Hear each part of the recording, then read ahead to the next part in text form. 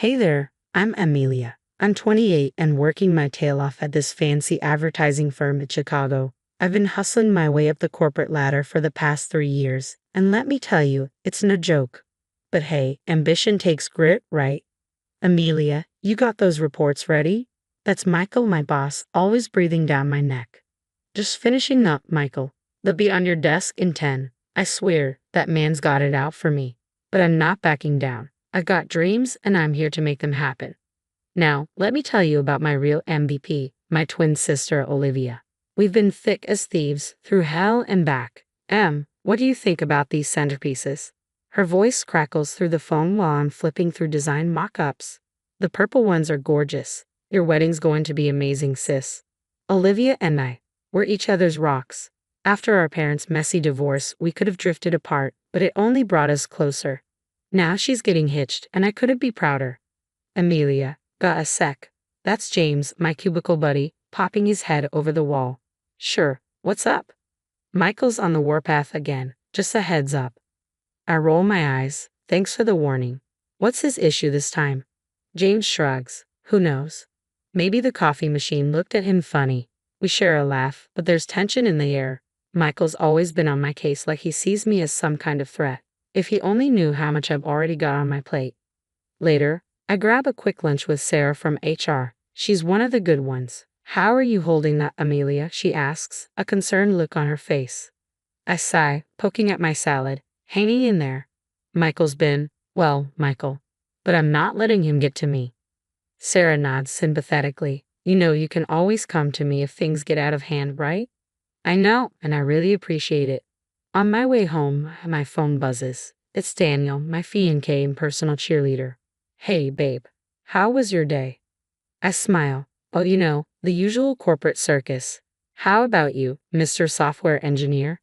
I solved a bug that's been haunting us for weeks. Small victories, right? That's my guy, saving the day one line of code at a time. We chat about dinner plans and Olivia's wedding.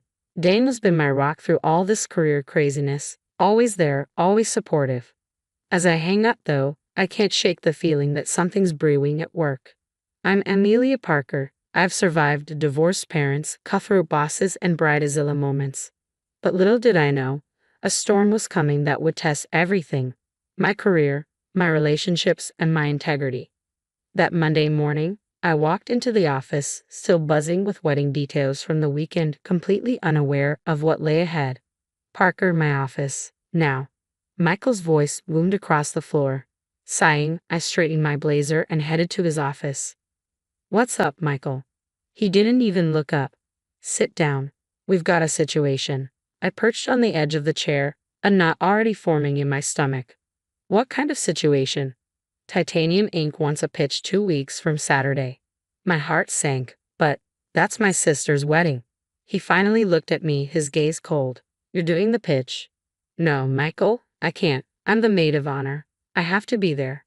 He leaned back, a smirk playing on his lips. Well, you have a choice to make, Parker, your sister's wedding or your job. Because if you're not here for that pitch, don't bother coming back on Monday.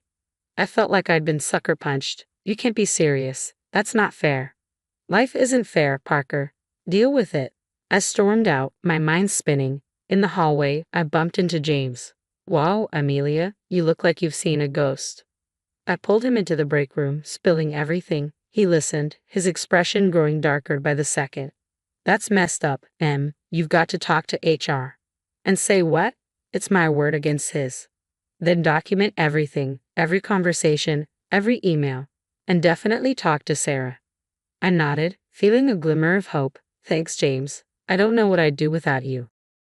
Later that day, I caught up with Sarah in the cafeteria. Got a minute? I asked, my voice barely concealing the desperation I felt. She looked up, her expression softening.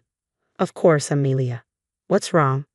I took a breath and spilled everything. Michael's ultimatum, the impossible choice he forced on me. Sarah's face grew serious as she listened. Amelia, this is a clear violation of company policy. We need to address this immediately. But what can we do? I asked, feeling helpless. It's just my word against his. Sarah leaned in, her voice low. Document everything. There might be more going on than you realize. I've been hearing things. About Michael.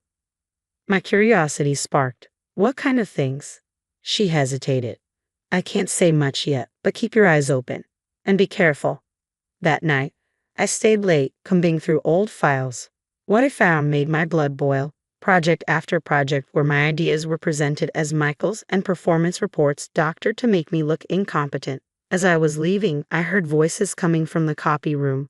I froze. It was Jessica, our new intern, and she was crying. I can't take it anymore. The way he looks at me, the things he says. She sobbed. My heart dropped. Was she talking about Michael? The next day, I pulled Jessica aside. Hey, you okay? I couldn't help overhearing yesterday. She looked terrified. Please, don't say anything. I can't lose this internship. Jessica, if something's happening, you need to report it. She shook her head, eyes wide with fear. You don't understand. He said he'd ruin my career before it even started. My resolve hardened. This wasn't just about me anymore. It was about all of us. I decided then. I was going to my sister's wedding, consequences be damned. But I wasn't going down without a fight. I spent the next week preparing the most comprehensive pitch handover of my life, every detail and contingency planned. Then, I did something that terrified me. I went over Michael's head.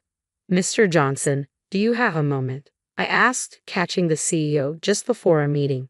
He looked surprised. Of course, Amelia. What can I do for you? I took a deep breath. Sir, I need to talk to you about the titanium ink pitch, and some concerns I have about the work environment. As I laid it all out, I saw storm clouds gathering in Mr. Johnson's eyes. By the time I left his office, I knew that things were about to change, for better or worse. I had lit the fuse. Now, all I could do was wait for the explosion. That Saturday, I stood in front of the mirror, adjusting my maid of honor dress, my stomach in knots. Today was Olivia's big day, but I couldn't shake the worry about work. You look gorgeous, Olivia beamed, appearing behind me. I forced a smile. Not as stunning as you, sis. You ready to do this? The ceremony was beautiful, and as I watched Olivia exchange vows, a wave of peace washed over me. I'd made the right choice by being here. During the reception, my phone buzzed. I snuck away to answer. Amelia, thank God, came James's panicked voice. Michael's a no-show. We're scrambling here. My heart raced. What? He didn't show up at all.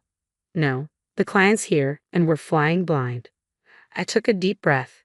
James, remember the handover I prepared? Everything you need is in there. You've got this. But Amelia, listen to me. You know this pitch inside and out. I believe in you. After calming him down, I returned to the party, trying to push work from my mind. That's when I spotted a familiar face. Amelia Parker, is that you? I turned, and there he was, John, my old college buddy. John, what are you doing here? Friend of the groom, he said, grinning. What's new with you? Still at Dynamics? We chatted, catching up like no time had passed. Then John dropped a bombshell. You still working under Michael Reeves? Man, that guy's been making waves.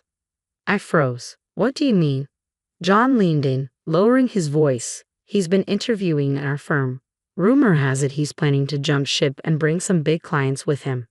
My mind raced, but before I could fully process this, my phone buzzed with a text from Jessica. Amelia, I can't take it anymore. I have proof of what Michael's been doing. Can we talk? I excused myself and found a quiet corner to call her. Jessica. My voice was urgent. What's going on? Her voice trembled on the other end. I've been keeping records of everything, the harassment, the dodgy finances. I think he's been embezzling. My head spun. Jessica, this is huge. We need to take this to HR, to the CEO. I'm scared, Amelia, she whispered. What if? I spoke firmly. I'll protect you, Jessica. We'll do this together. Hanging up, I felt a mix of dread and determination. Michael's house of cards was about to come crashing down. I returned to the wedding, plastering on a smile. Olivia and I were dancing when she squeezed my hand, her eyes filled with concern. Everything okay, sis? I nodded, a surge of love for my twin filling my chest. Yeah, just some work stuff. But don't worry, I've got it handled. As the night wound down, I received one last message from James. We did it, Amelia. The client loved the pitch. You're a lifesaver. I smiled, the weight of uncertainty lifting off my shoulders. Tomorrow would bring its own battles, but tonight, I celebrated my sister's happiness and my own small victory. Monday morning, I walked into the office, my head high but my stomach in knots. I'd barely slept, bracing for the confrontation with Michael. But as I approached his office, I was met with a surprise. "Amelia, good morning. Can you join me in the conference room?" It was Mr. Johnson, our CEO. Confused, I followed him. "Of course, sir. Is everything all right?" He gestured for me to sit. "First, I want to commend you on the titanium ink pitch. The team did an excellent job, thanks largely to your preparation." I nodded, still wary. "Thank you, sir. But where's Michael?" Mr. Johnson's expression darkened. "That's what I wanted to discuss. Some concerning information has come to light. I understand you have something to add." This was my moment. I took a deep breath and laid it all out. The ultimatum, the stolen credit, John's revelation about Michael's job hunting, and finally, Jessica's evidence. Mr. Johnson listened intently, his expression growing graver by the minute. "Amelia, I want you to know we take these allegations very seriously. An internal investigation is already underway." "What happens now?" I asked. "For now, Michael has been suspended pending the investigation. As for you, Amelia, I'd like you to temporarily take over his responsibilities." My head spun. "Me? But sir." He held up a hand. "You've more than proven yourself, Amelia. The team respects you, and you've shown exceptional leadership." Michael and his toxic influence were gone, leaving room for a stronger, more ethical company and a version of myself I could be proud of. As Olivia would say, that's what I call a happy ending. The story's over, but I've got a question for you. If you were in my shoes, would you have risked your job to attend your twins' wedding, or would you have stayed to make the pitch? What would you have done differently? Let me know in the comments below.